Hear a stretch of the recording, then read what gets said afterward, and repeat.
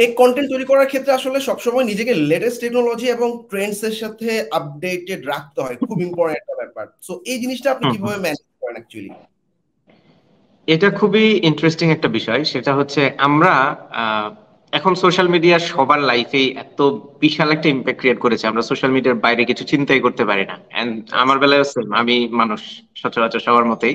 তবে আমি সোশ্যাল মিডিয়াতেই একটা কাজ করেছি, সেটা হচ্ছে আমার যত পেজ লাইক দেওয়া আছে একটাও টেকের বাইরের নাই। খুব হাতে গোনা দুই একটা পেজ আছে যেগুলো টেকের বাইরের, বাট সেগুলো খুবই রেয়ার।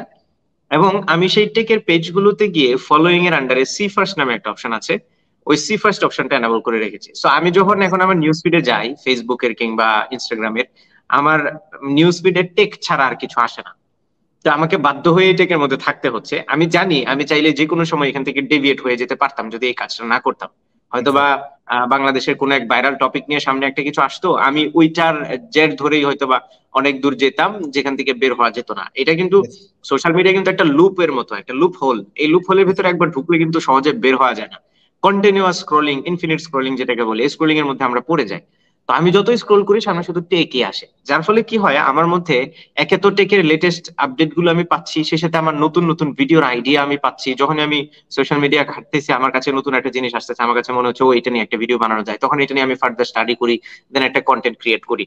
সেম ভাবে ইউটিউবেও আমি শুধুমাত্র টেক রিলেটেড চ্যানেলগুলোকে সাবস্ক্রাইব করেছি। এবং ইউটিউবে ঢোকার পরে আমরা তো ইউজুয়ালি হোম পেজে থাকি, আমি কি করি ইউটিউবের পাশে দেখবেন সাবস্ক্রিপশন নামে একটা অপশন আছে, যেখানে গেলে শুধুমাত্র সাবস্ক্রাইব করা চ্যানেলগুলোর ভিডিও দেখায়। আর যদি হোম পেজে থাকেন তাহলে এলোমেলো ভিডিও একদম গণহারে দেখানো শুরু করে। তা আমি ওই ঢুকেই আগে সাবস্ক্রিপশন পেজে যাই, এবং বুকমার্কেও আমি ওই সাবস্ক্রিপশন পেজটাকে বুকমার্ক করে রেখেছি, যেখান থেকে আমি বারবার ইউটিউবে ঢুকি। সো অটোমেটিক্যালি আমি সাবস্ক্রিপশন পেজে চলে যাই, যার ফলে আমার সামনে শুধু টেকনোলজি গুলোই আসে। হ্যাঁ, এটার একটা অসুবিধাও আছে, আমার অনেক ফ্রেন্ডের থেকে বকা শুনতে হয়, ফোন দিয়ে গালিগালাজ করে, ওই বেটা আমি বিয়ে করছি তুই উইশও করস নাই, আমার বার্থডে গেছে তুই উইশও করস নাই। এর কারণ হচ্ছে আমার সামনে তো ওদের কোনো পোস্ট আসে না, ওদের কোনো কিছুই আসে না।